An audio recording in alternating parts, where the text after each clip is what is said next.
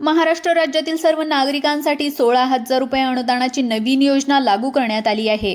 महाराष्ट्रातील ज्या नागरिकांकडे आधार कार्ड आहे त्या नागरिकांसाठी अतिशय आनंदाची बातमी। सरकारने महत्त्वाचा निर्णय घेतला असून लाडकी बहीण योजना तसेच पीएम किसान योजनेप्रमाणेच आता आधार कार्डवरती देखील 2 नवीन योजनांची घोषणा या ठिकाणी करण्यात आली आहे। अनेकदा आपण अनेक योजनांपासून वंचित राहतो, त्यामुळे सरकारच्या माध्यमातून शेतकऱ्यांसाठी जशा विविध योजना आखल्या जात होत्या त्याचप्रमाणे खऱ्या अर्थाने गोरगरीब जनतेला आधार कार्डाच्या आधारावरती थेट लाभ देण्याचा निर्णय घेण्यात आलाय। सामान्य जनतेला दिलासा देण्यासाठी केंद्र आणि राज्य सरकारने एकत्र येऊन ही नवीन योजना आखली आहे। जवळपास 1,40,00,000पेक्षा जास्त लाभार्थ्यांना त्याचा फायदा होणार आहे। त्यामुळे जर तुमच्याकडे हक्काचं कागदपत्र म्हणून आधार कार्ड असेल तर तुम्हाला 16,000 रुपयांचा लाभ या ठिकाणी मिळणार आहे। परंतु तो लाभ आता कशा प्रकारे मिळवायचा हे तुम्हाला पुढील 2 मिनिटांमध्ये कळणार आहे। कारण जेव्हा एखादी मोठी योजना जाहीर होते तेव्हाच त्याच्या काही नियम आणि अटी देखील असतात, परंतु या योजनेसाठी देखील अटींची तरतूद या ठिकाणी करण्यात आलेली आहे। आधार कार्ड सक्रिय असणाऱ्या नागरिकांसाठी हा लाभ देण्यात आलाय, परंतु कुटुंबाची आर्थिक परिस्थिती लक्षात घेऊन या ठिकाणी सरकार काही निकष या ठिकाणी लावत आहेत आणि ते देखील आपण जाणून घेऊयात। नागरिकांनो, अर्ज भरण्यासाठी सर्वात महत्त्वाची गोष्ट अशी आहे की तुम्हाला 1 रुपयाही देण्याची गरज लागणार नाही, कारण आधार कार्डवरती हा फॉर्म असल्यामुळे तुमच्या बँक तपशिलानुसार या योजनेचा थेट लाभ या ठिकाणी मिळणार आहे। सरकार ही योजना जाहीर करत आहे आणि त्याच वेळी सरकारने GR नमूद केलेला आहे आणि त्यामध्ये सूचना देखील दिलेल्या आहेत। त्यामुळे जर तुमच्या घरामध्ये आधार कार्ड असेल तर हा व्हिडिओ तुमच्यासाठी सर्वात महत्त्वाचा ठरणार आहे, कारण या योजनेचे पैसे तुमच्या खात्यामध्ये आता जमा होत असताना केंद्राच्या नियमानुसार ज्या सरकारी बँका किंवा नॅशनल बँका आहेत त्यांच्यामध्ये पैसे वाटपाचं काम या ठिकाणी सुरू करण्यात येणार आहे। तसेच मोजक्या खाजगी बँकांची नावं या यादीमध्ये समाविष्ट करण्यात आली आहेत। त्या बँकांकडे निधी पोहोचवला जाणार आहे आणि या योजनेसाठी मोजके स्लॉट शिल्लक आहेत। नागरिकांनो, जेव्हा सरकारी योजना जाहीर होते तेव्हा त्याचं बजेट हे संसदेमध्ये किंवा विधिमंडळामध्ये मंजूर केलं जातं आणि त्याचा अधिकृत GR निघतो। सध्या बघायला गेलं तर या 16,000 रुपयाच्या योजनेसाठी 1,40,00,000 लाभार्थी संख्या ठरवण्यात आलेली आहे आणि 14 बँकांमध्ये याचं वितरण करण्याचा निर्णय सुद्धा घेण्यात आलाय। त्यामध्ये आपल्या देशातील सरकारी आणि खाजगी बँकांचा सुद्धा समावेश आहे।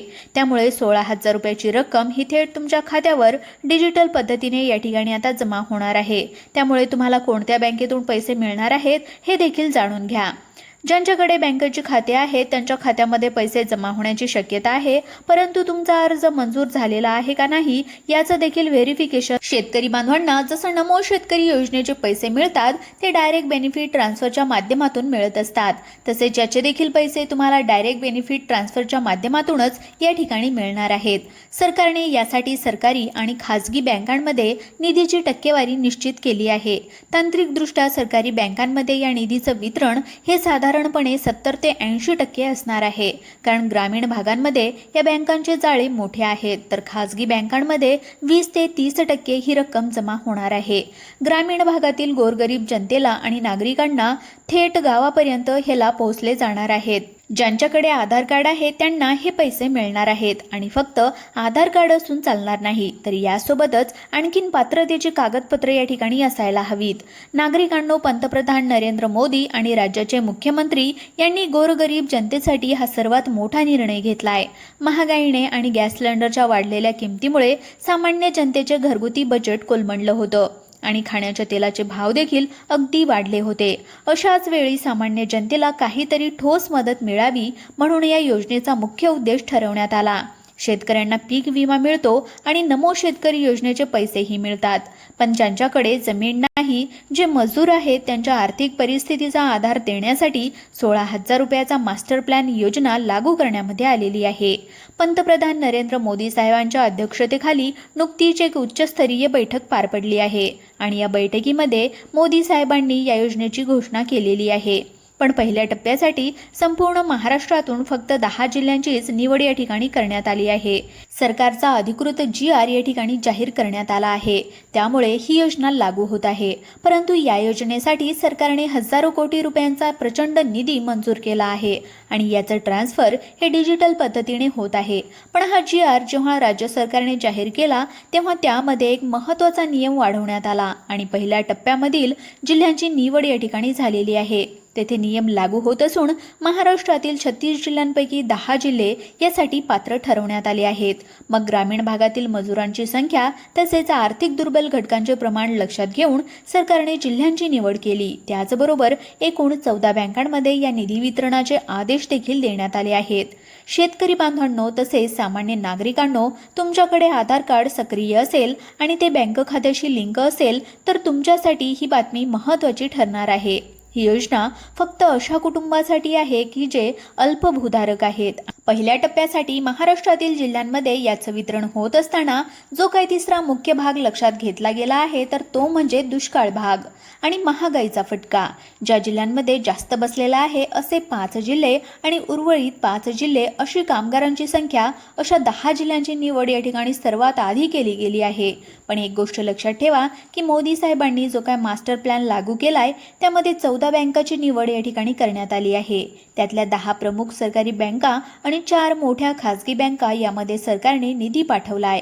बँकाची निवड करताना RBIचा एक विशेष नियमाचा उपयोग करून ज्या बँकांचे जाळे ग्रामीण भागापर्यंत अगदी शेवटच्या भागापर्यंत पोहोचले आहे त्याच बँकांना यादीमध्ये स्थान देण्यात आलंय आणि हे 16,000 रुपये तुमच्या खात्यामध्ये जमा होत असताना सरकार नवीन AI डिजिटल सिस्टीम वापरणार आहे जी तुमच्या आधार कार्डचा डेटा स्कॅन करेल आणि तुमचा आधार कार्ड तुमच्या बँक खात्याशी तसेच मोबाईल नंबरशी लिंक असेल तर तुम्हाला लाभ या ठिकाणी मंजूर करून देणार आहे. सध्या महाराष्ट्रातील 10 जिल्ह्यांमध्ये मोजके स्लॉट उपलब्ध आहेत आणि जसे 14 बँकांचे टार्गेट पूर्ण होणार तसे ग्रामीण भागातील आणि शहरी भागातील बँकांमध्ये दुसऱ्या टप्प्याचं देखील वितरण केलं जाणार आहे. देशातील 14 मोठ्या बँकांची निवड सरकारने केली आहे आणि ज्याची सिस्टीम ही थेट दिल्लीच्या मुख्य सर्व्हरशी जोडली आहे. त्यामध्ये स्टेट बँक ऑफ इंडियाचा समावेश होतो. देशातील सर्वात मोठी बँक असल्याने बहुतांश लोकांची खाती या बँकांमध्ये आहेत. बँक ऑफ बडोदा डिजिटल पद्धतीने काम करते त्यामुळे बँकेची निवड झालेली आहे.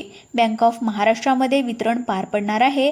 पंजाब नॅशनल बँक या सरकारी बँकेमध्ये निधी पोहोचवण्यात आला आहे. नेटवर्क फास्ट असल्याने या बँकेची निवड या ठिकाणी करण्यात आलेली आहे. युनियन बँक ऑफ इंडिया ही ग्रामीण भागामध्ये शेतकऱ्यांची बँक म्हणून ओळखली जाते तर सेंट्रल बँक ऑफ इंडियाने या ठिकाणी जुने आणि विश्वासू खाते असतात. इंडियन बँकेमध्ये सर्वसामान्यांचे केंद्र मानलं जातं त्यामुळे सरकारने इथे या ठिकाणी वितरण चालू केलंय. मोठ्या खासगी बँकांमध्ये सरकारने HDFC बँकेचा सुद्धा समावेश केलाय. ICICI बँक आणि ॲक्सिस बँकेमध्ये डिजिटल पेमेंट मोहीम या ठिकाणी राबवण्यात येत आहे. कोटक महिंद्रा बँकेमध्ये देखील पहिल्या टप्प्याची निवड झालेली आहे. त्यानंतर युको बँकेमध्ये डिजिटल पद्धतीने पैसे ट्रान्सफर होणार आहेत. बँकेमध्ये निधी पाठवताना 70% निधी हा सरकारी बँकेमध्ये थेट ट्रान्सफर केले गेला आहे.